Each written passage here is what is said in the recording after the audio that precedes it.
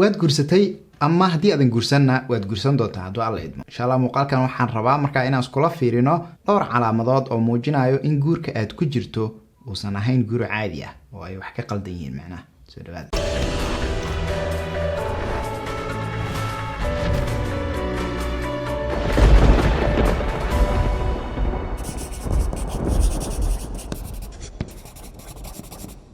السلام عليكم ورحمة الله وبركاته. أنا أصحابتي شرفت بدن سو دوادا مركلي كسو دوادا مقال كلاي ولكن صاحبكين عثمان هوسو channelka هوسو برو ديت هاي إن نوع عصب تاي سو دو مقعي عثمان channel كنا وحنا كسو قد بنا مركا قار short films مركا قار برنامج كهالله يرميها بالشدة مركا قارنا برنامج اسكا كفتني قراحة. أنت أنا مقال كوجود قالين وحاوطها سؤالي يرقو ما جعشها هي وحاخرسكا مسا وحاطة هاي dadka markay sadar akhriyaan mid kale oo ku xiga akhriyaan kan saddexaad markay marayaan soo daciifo kan afraad kan shanaad markay marayaan dhaho waxaan ma sii wadi karnaa nigada haddii aad saas tahay kulli kaliya ma tihi Soomaaliya hadii aan nahayna waan u badannahay inaan dhibsano wax akhriska macnaha wax akhriskeena ma badno laakiin aad iyo aad muhiim ah marka inaan wax akhriso marka qaar waxa dhacda marka inaan akhriyo website-yada Soomaalida hay ugu yimaadaan markaasi dhanka Facebook ama dhinaca kaleba marka barnaamijkan hadda kulay ma ahan aniga waxaan soo diyaarshay barnaamijkani waxa soo diyaarshay oo iska leh markaasi website magaciisu uu yahay ayaha.net waxaana markaasi uu yiri 20 calaamadood macnaha waa 20 calaamadood oo muujinayo in guurka aad ku jirto uusan ahayn mid caadi ah. number 2 waxa la yiri guurkiinu ma ahan mid wanaagsan haddii lamaanahaagu uusan ku ixtiraamin. number 1 ama numberka koowaad way tahay taas la isku ma haysto haddii labada qof markaasi oo isqabto guri wadaaga ah haddaysan ixtiraameyn de meesha wax ma yaalaan oo sax ciyaar lagu hayaa marka meesha qofkaaga in si wanaagsan aad ula dhaqanto aad u weyneyso hadalkiisa u yeesho u dhageysato u qadariso sida adiga aad jeclaan lahayd adiga ba inaad hesho in ka badan. okay qodobka labaad waxa la yiri haddii lamaanahaaga uu ku raaxaysto inuu kugu jeesjeeso ama uu ku aflagaadeeyo waxaad ku jirtaa guuraan caadi ahayn. maxaa keeni karaba labadiina ma waxa tihiin dad oo maaragtay cadow isku ah hadii marka sheekada ay meeshas marayso waxa waa meeshas wax miyaalaan golay waxa ilkaha isku hay aad iyo aad ay u liitaan. qodobka saddexaad waxa la yiri waxaad ku jirtaa guuraan caadi ahayn haddii lamaanahaagu ku adkaysto inaad wax u samayso sida isaga iyada ay rabto ama uu ka tagayo. wow tanna sidoo kale way tahay qodob muhiim ah waayo haddii aad tiraahdo waxaan ii sameey haddii kale waan ka tagayaa oo aad ku adkaysato aadan u fiirin xaaladda jirto qofkan ma sameyn karaa waxaan maxaa ka imaan karo sidee tahay haddii aadan u fiirinin aad iyo aad ay u dhib badan tahay. waan ka sii soconaynaa. waxa la yiri qodobka afraad wuxuu noqonayaa waxaad ku jirtaa guur aan caadi ahayn haddii marar badan kugu qabto lamaanahaaga isagoo been ku sheegayo. haddii aad marar badan ku qabato lamaanahaaga isagoo been ku sheegayo beentana sidoo kale de kulay waa xaq diiniyan iyo xaq kaleba waxa waa marna waa xaraan marna waa shay xun. haddii markaa beenta waxa la yiri waliba qaabka loo qorayaan ka helayo haddii marar badan la yiri macnaha mar maaha laba maaha xitaa saddex maaha marar badan marka mar qofka dan way ku kala fikirtaa mar labaad wax way ku kala fikiraan mar saddexaad isagoo wax qariis dhahay laakiin haddii baasha ay badato sheekadaas yani oo hadan waliba lagugu qabto oo adiga aadan soo sheeganin waxa waa meesha saydana way xun tahay waa aad iyo aad asno waa qodob fiican oo aan ku raacsanahay. okay qodobka shanaad waxa la yiri waxaad ku jirtaa guur aan caadi ahayn haddii adigiyo lamaanahaaga uu midba kan kale eedayo intuu midkiin qaadan lahaa eeda aad iyo aad ayaduna waa qodob meesha yaalo. sababta ku imaan kartana waxa waaye maanta aniga ayaa qaladka leh markii aniga aan qaladka leeyahay waan qaatay beri qofka kale markuu qaladka yeesho isagana waxay fududeynaysaa inuu qaladkii qaato oo macnaha waa maaragtay meesha waxa ka dhalanayso macnaha isxilqaan iyo tanaasul meeshaas ka dhalanayso. okay tusaale ahaan maanta aniga qaladka leh oo ma qaadanin qofkii kale ii tanaasulay isaga qaladkii qaatay aniga beri waxa la iga baahan yahay marka inaan xasuusto in shalay anigoo qaldan qaladkayga la qaatay eedayda la qaatay oo maaragtay de anigana beri ayadoo la iga qaldan yahay aan qaladkii qaato taas ayadana marka meesha keenaysa ayadana waa qodob muhiim ah hadduusan kaas jirin sheekada way xun tahay waa macnaha. okay qodobka lixaad waxa la yiri waxaad ku jirtaa guur aan caadi ahayn haddii lamaanahaagu ku khiyaano ereygaas marka aad maqashida kulay de waa asaga laftirkiisa argagixisa ah marka khiyaanada ilaa horta naga hayo laakiin haddii ay timaado mararka qaar laftirkeeda waxay noqon kartaa in qofka qalad ka dhacay haddii inay noqoto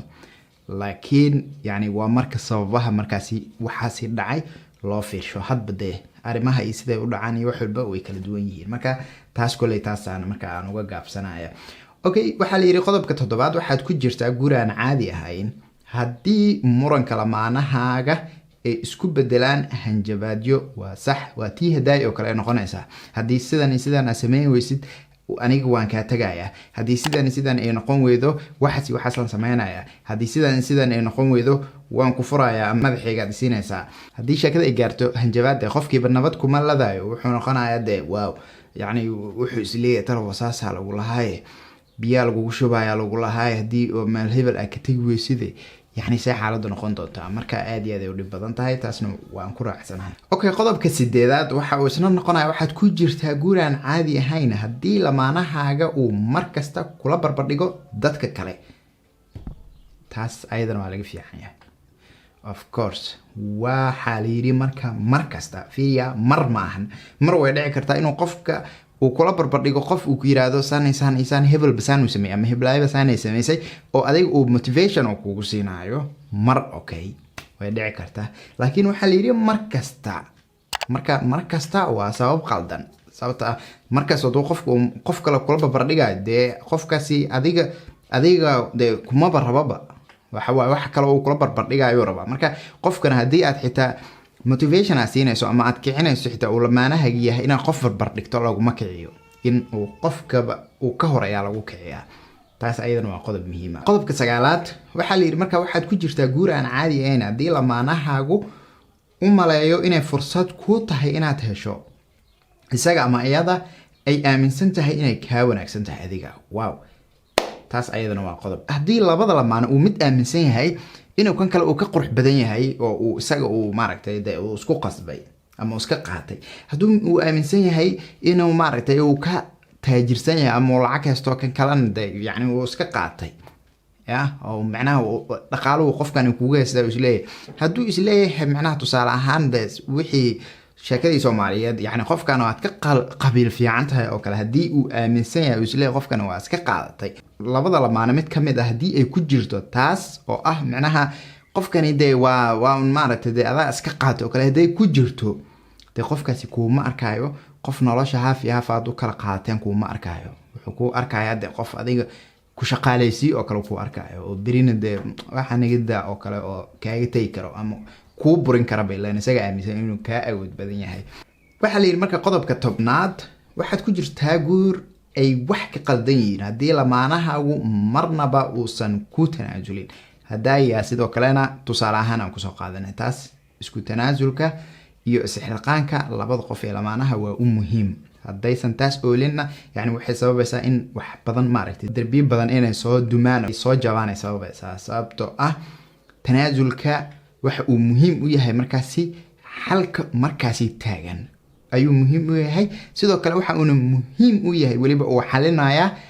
xal soo socda ama dhibaatooyin kale soo socdo way aniga marka maanta tanaasulo bari qofka kale tanaasulay saadamba markii qof kale tanaasulo saakun aniga tanaasulay marka tanaasulkana sidoo kale asna waa muhiim waan sii soconaynaa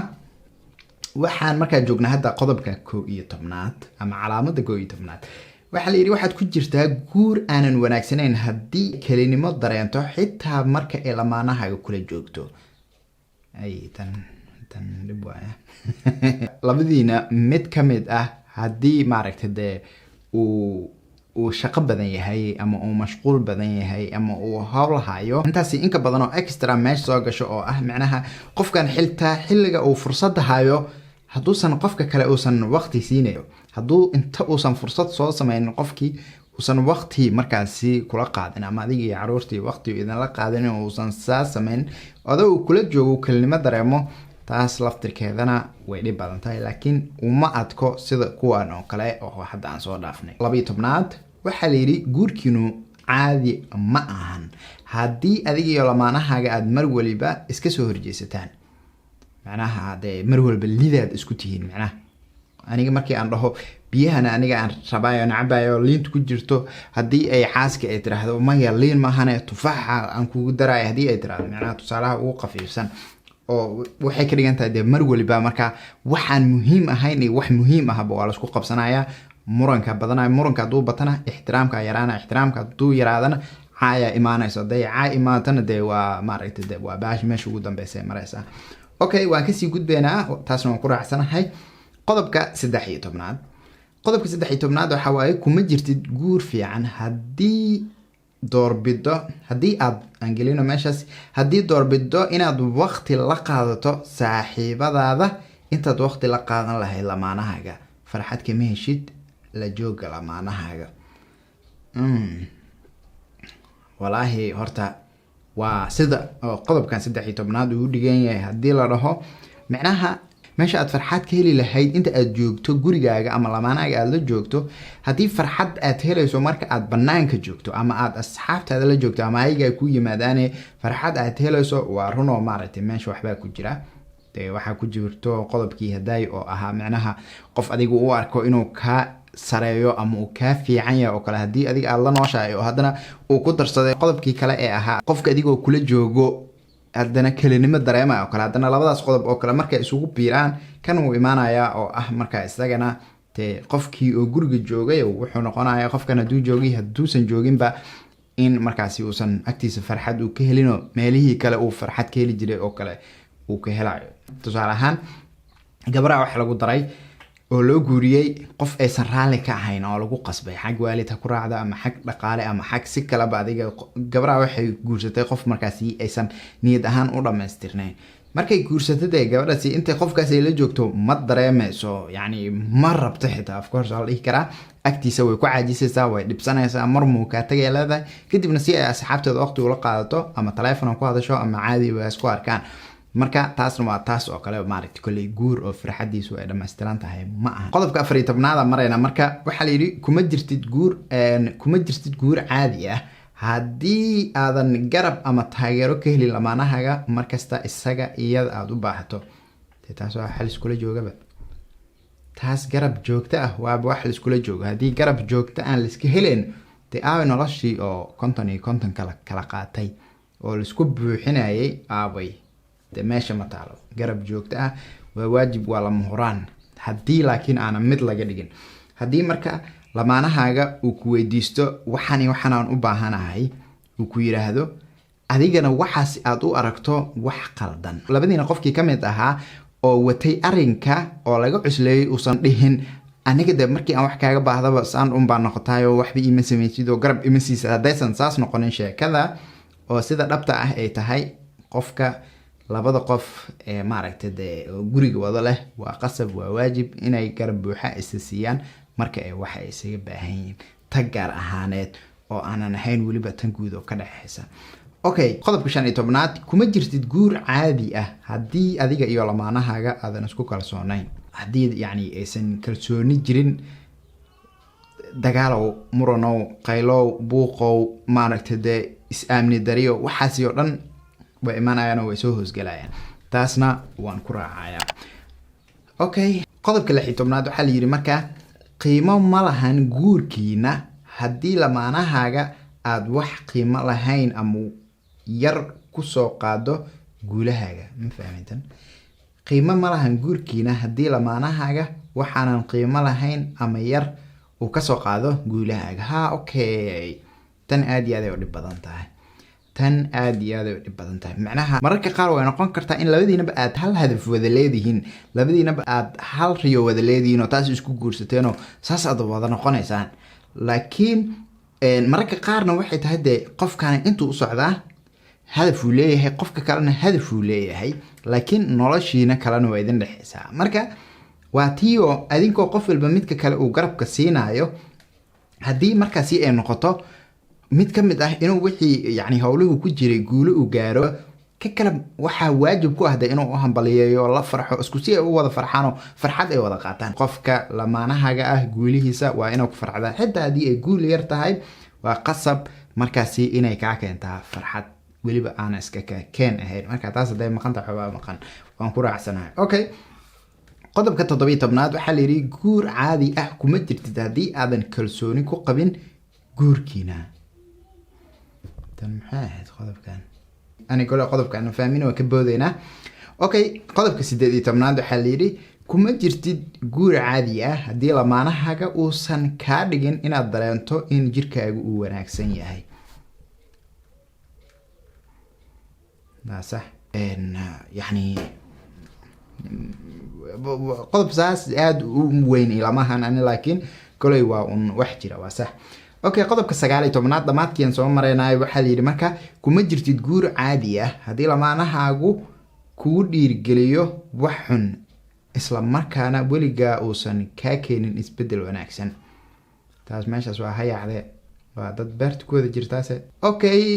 qodobkii waxaan soo gaarnay marka 20aad waxa la yiri kuma jirtid guur wanaagsan hadii waxa lamaanahaagu rabo ay noqdaan inuu ku galmoodo kaliya waa wax dabiici ah oo ilaahay labada qof markaasi oo lab iyo dhadiga uu sameeyo isugu talagalay marka marna way noqotaa wax hadii oo meesha aysan oolin ama dhibaato ka dhacdo guurkii dhan wax burinayo way noqotaa yani mararka qaar mararka qaar hadii waxa kaliya la isugu imaanayo ama hal qof oo kamid ah yani labada qof waxa kaliya markaasi uu cad ama uu rabo intaas hadii ay tahayna waa intaas nolosha ma ahan kaligeed nolosha aad iyo aad u farabaanta intaas kaliya ma ahan marka ayada laftirkeedana waa qodob muhiim ah waliba aysan ahaan lahayn inuu ugu dambeeyo waxaan isleeyahay qodobada ugu horeeyo inuu soo galay ahaan lahayd marka dhamaantiin waa maasantiin website kan magaciisa waxa la yiraahdaa markale ayaha.net waa website oo English iyo maaragtay Soomaaliba marka wax ku soo qoro hadii adiga jeceshahay inaad wax akhriso waad tagi kartaa oo akhrin kartaa qodobo oo sidan oo kale soo sameeyaa marka dhamaantiin waa maasantiin insha Allah inta muuqaal kale aan kulmi doono waxaan idin leeyahay nabad ahada